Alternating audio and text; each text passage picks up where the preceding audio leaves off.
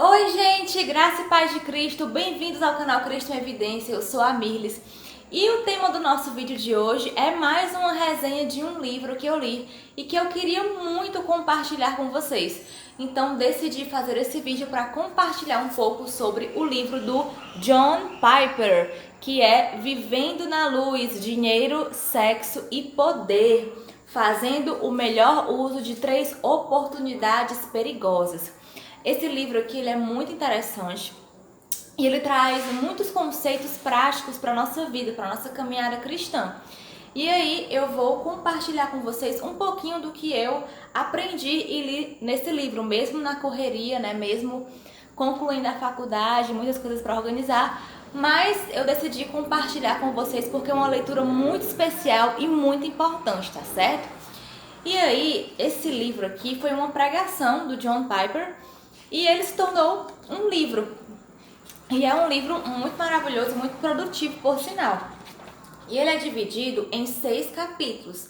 Ele é um livro fininho, pequeno, tá certo? Você lê ele rapidamente, dentro de uma semana.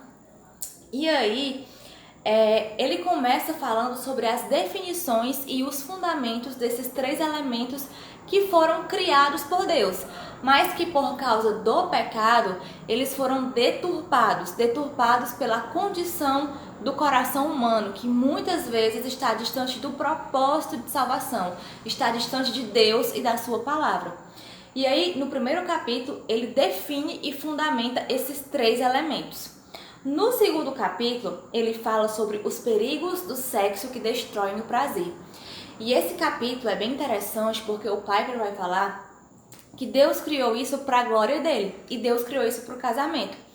E muitas vezes, devido à depravação moral que a sociedade experimenta e vivencia, devido à imoralidade, devido à falta de pudor que muitas pessoas experienciam, acabam acontecendo muitas máculas disso em relação à palavra de Deus. Muitas pessoas usam seus corpos para prostituição, para perversão. Muitas pessoas, até mesmo que se dizem cristãs, acabam ferindo esses princípios bíblicos, né? E buscam no sexo ilícito, no sexo errado, uma forma de preencher o vazio da sua alma. E ele vai falar muito também para os jovens, para se preservarem, para se consagrarem, para vigiarem com seus corpos, porque ele fala assim, nesse capítulo: quando nós buscamos preservar o nosso corpo, significa dizer que nós temos temor a Deus. E quando nós temos temor a Deus, nós entendemos que os nossos corpos não são nossa propriedade, mas são propriedade de Deus, que é o nosso Criador. E ele fala assim: se nós tivéssemos o direito de fazer o que quisermos com os nossos corpos, então estaríamos maculando a palavra de Deus e não estaríamos valorizando o sacrifício salvífico de Cristo. E aí ele fala exatamente sobre essa preservação. E ele usa aquele texto bastante conhecido do apóstolo Paulo, que é 1 Coríntios. E ele fala: não sabeis vós que o vosso corpo é templo e morada do Espírito Santo de Deus? Então nós temos que preservar o nosso corpo e viver de acordo com a palavra de Deus. E é bem interessante isso, porque ele fala muito sobre essa questão da pureza. O capítulo 3 vai falar sobre os perigos do dinheiro que destroem a riqueza. E aí ele vai destacar que muitas pessoas acabam tendo uma compulsão pelo consumismo. Muitas vezes compram e compram e compram. Muitas vezes querem adquirir objetos caros, celulares caros, carros caros, notebooks caros, seja lá o que for, marcas caras, apenas para dizer que tem o poder aquisitivo de obter aquele objeto, de ter aquela propriedade, aquela posse. E aí ele destaca isso, que como cristãos nós não podemos ficar usando o nosso dinheiro para esse tipo de coisa. Devemos usar o nosso dinheiro de forma que glorifique a Deus, porque se nós conseguimos esse dinheiro pelo suor do nosso trabalho, nós temos que honrar a Deus com ele, honrar a Deus com o nosso trabalho e usar o nosso dinheiro de forma correta.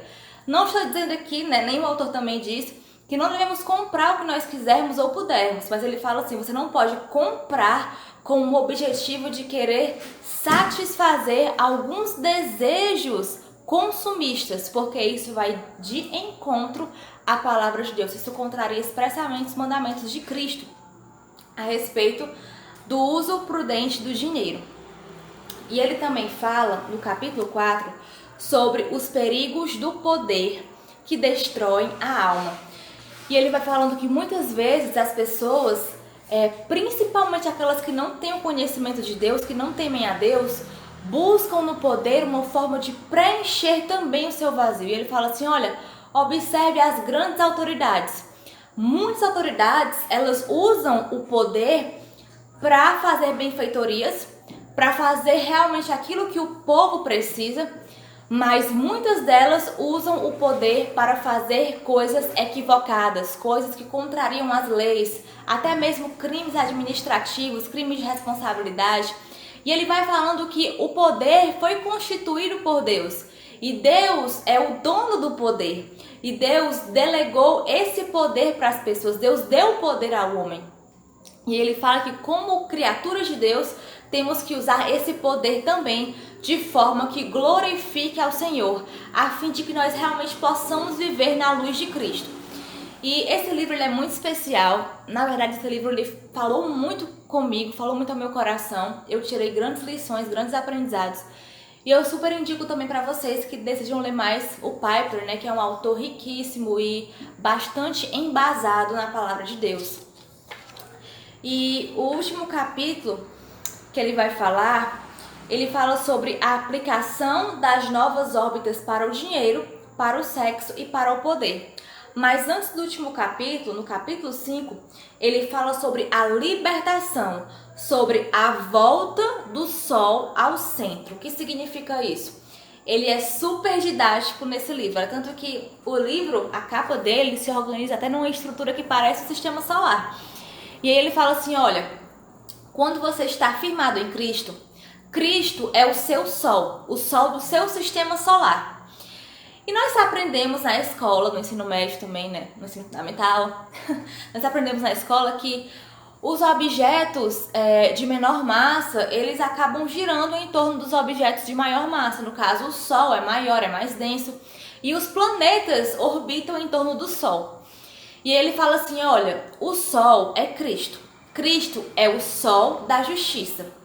E se Cristo estiver no centro do nosso sistema solar, no centro da nossa vida, esses outros planetas, ele vai falar, o dinheiro, o sexo e o poder, vão estar orbitando de acordo com Cristo, de acordo com a palavra de Deus. Vão estar seguindo o rumo certo da palavra de Deus. Agora, o que acontece? Se Cristo estiver fora desse sistema solar, se os planetas estiverem distantes de Cristo, distantes desse Sol, esses planetas orbitarão de forma totalmente dispersa, orbitarão de uma forma desorganizada e, consequentemente, esses planetas não glorificarão a Deus. E ele fala assim, se Cristo é o sol da sua vida, o centro da sua vida, então Cristo é glorificado em todos os ramos, em todas as áreas de nossa vida. E aí, ele finaliza falando sobre a aplicação dessas novas órbitas. E ele finaliza esse livro dizendo que nós temos que contemplar a glória do poder de Deus. E quando nós contemplarmos a glória do poder de Deus, seremos transformados. E ele fala também sobre o apóstolo Pedro, especificamente 1 Pedro, capítulo 4, versículo 11, que tudo deve ser feito na dependência do poder de Deus. Tudo deve ser feito de forma a glorificar o Senhor. E uma característica muito importante desse escritor, do John Piper, é que ele sempre fala que o cristão deve viver de modo que glorifique ao Senhor. E é exatamente isso que a palavra de Deus nos fala. E esse escritor sempre está nos lembrando que, como servos de Cristo, temos que viver de forma que agrade a Deus, de forma que sensibilize este mundo de trevas, porque o mundo está cego pelo pecado. O mundo faz do dinheiro, do sexo, do poder os seus próprios deuses. Mas como cristãos, nós sabemos que Deus criou todas essas coisas. E essas coisas foram feitas exatamente para glorificar a Deus. Mas por causa do pecado, o que aconteceu? Essas coisas foram deturpadas. E o diabo não tem o poder de criar. Então ele quer destruir tudo aquilo que Deus criou. Mas aqueles que estão com os olhos espirituais bem abertos saberão que esses três elementos podem sim ser vividos de forma que agrade a Deus e a sua palavra. E era isso, pessoal. Muito obrigada por ter visto até o final esse vídeo. Que Deus abençoe a vida de vocês grandemente. Curte, comente, compartilhe este vídeo. Se inscreva no canal Cristo em Evidência. Acompanhe as notificações. Segue lá no Instagram, Mirlis Lino. Tem várias resenhas de livros que eu posto bastante, tá bom? E aí, até a próxima, se Deus quiser. Tchau, tchau!